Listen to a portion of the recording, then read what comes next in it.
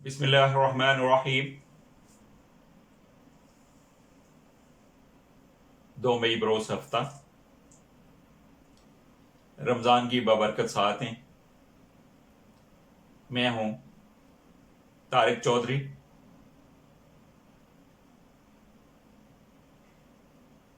اور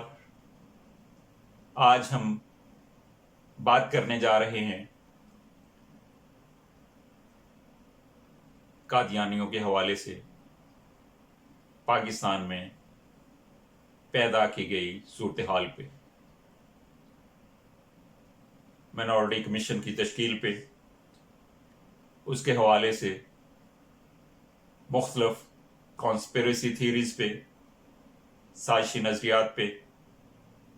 اور اس سے پہلے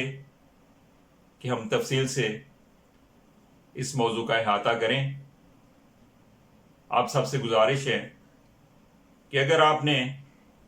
ابھی تک طارق چودھری یوٹیوب چینل کو سبسکرائب نہیں کیا تو اسے سبسکرائب کر لیجیے تاکہ تازہ صورتحال، اس کا پس منظر اور پیش منظر آپ کی نگاہوں میں آتا رہے، اور بیل آئیکن کو بھی دبا دیجیے گا اور اپنے کومنٹ سے بھی ضرور آگاہ کیجیے گا۔ جیسا کہ ہم سب جانتے ہیں، کچھ دنوں سے پاکستانی فضاؤں پہ ایک ہی بات چھائی ہوئی تھی، ہر آدمی اسی پہ بات کرتا نظر آ رہا تھا، ایک ہی موضوع تھا، ایک ہی گفتگو تھی، ایک ہی محور تھا ساری گفتگو کا، ایک ہی طرز سے سوچا جا رہا تھا، اور وہ مرکز و محور کیا تھا؟ کون سی بات تھی جس نے پورے پاکستانیوں کی نظروں کو ایک ہی طرف راغب کر دیا تھا؟ وہ بات یہ تھی، پاکستان کی کابینہ میں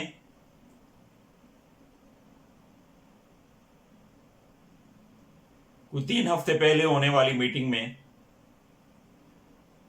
اچانک ایک سمری موو کی گئی وزارت مذہبی امور کی طرف سے۔ وہ سمری یہ تھی کہ پاکستان میں ایک مائنورٹی کمیشن ہونا چاہیے، اس میں ساری اقلیتوں کی نمائندگی ہونا چاہیے تاکہ اقلیتوں کے وہ حقوق جو آئین انہیں مہیا کرتا ہے، جن حقوق کا آئین تحفظ کرتا ہے، ان کے حصول میں اگر کسی اقلیتوں کو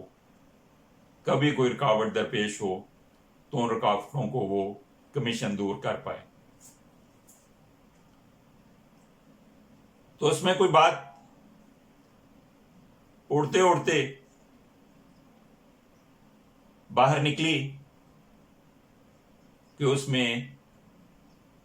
قادیانیوں کا بھی ایک رکن بطور رکن کمیشن کام کرے گا۔ حالانکہ ذرائع یہ بتاتے ہیں کہ جو ہی وہ سمری کابینہ کے سامنے پیش کی گئی تو کئی وفاقی وزراء نے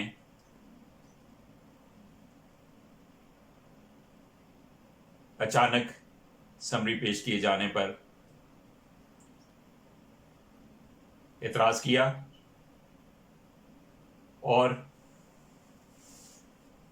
انہوں نے کہا کہ بغیر غور و فکر کے اسے زیر بحث نہیں لایا جا سکتا، اور اس پر گہرا غور و فکر بھی لازم ہے کیونکہ یہ معاملہ بہت ہی حساس نوعیت کا ہے۔ اس طرح سے وہ سمری مؤخر کر دی گئی، اس پہ سوچو بچار مؤخر ہو گیا۔ کابینہ کی اس میٹنگ کے بعد، جب اس کے بعد بھی 2-3 میٹنگز ہو چکی، تو پتہ نہیں کہاں سے وہ پرانا معاملہ دوبارہ سے اچانک زندہ ہو گیا۔ اس کے پیچھے کیا مقاصد تھے؟ کن لوگوں نے یہ سب کچھ کیا؟ وہ کون سی طاقتیں تھیں؟ تو یہ سارا ابھی صیغہ راز میں ہے، لیکن جو ہی وہ بات قوم کے سامنے آئی تو مختلف سازشی نظریات کی بھرمار کر دی گئی۔ کسی نے اسے کسی ملک کے ساتھ جوڑ دیا، کسی نے کسی سوچ کے ساتھ جوڑ دیا، کسی نے پاکستانی گورنمنٹ کو متون کرنا شروع کر دیا، کسی نے کسی دوسری سوچ رکھنے والوں پہ فتوے لگانے شروع کر دیے، اور ایک عجیب سی پاکستان میں مصنوعی تناؤ کی فضا بنا دی گئی۔ حالانکہ یہ معاملہ بڑے ٹھنڈے دل سے سوچ بچار کرنے کا تقاضا کرتا تھا، اور اس سے پہلے حالات کا تقاضا یہ تھا کہ یہ دیکھا جاتا کہ کیا واقعی ایسے اس طرح کا کوئی فیصلہ ہوا بھی ہے یا نہیں، یا کوئی کابینہ کا آرڈر ہوتا، یا نوٹیفیکیشن ہوتا، یا کوئی پریس ریلیز ہوتا۔ کچھ بھی نہیں دیکھا گیا، اور فضا کو جو کرونا کی وجہ سے پہلی بوجھل تھی، ایک اور طرح سے ذہنی تناؤ میں بدل دیا گیا۔ جب بعد میں سنجیدہ حلقوں نے، فہمیدہ حلقوں نے گہرائی سے اس کا جائزہ لیا تو پتہ چلا کہ ایسی تو کوئی بات ہی نہیں۔ وزارت مذہبی امور نے اس کی تردید کر دی۔ پاکستان کی گورنمنٹ نے اس طرح کی کسی موو کا صاف انکار کر دیا، اور آج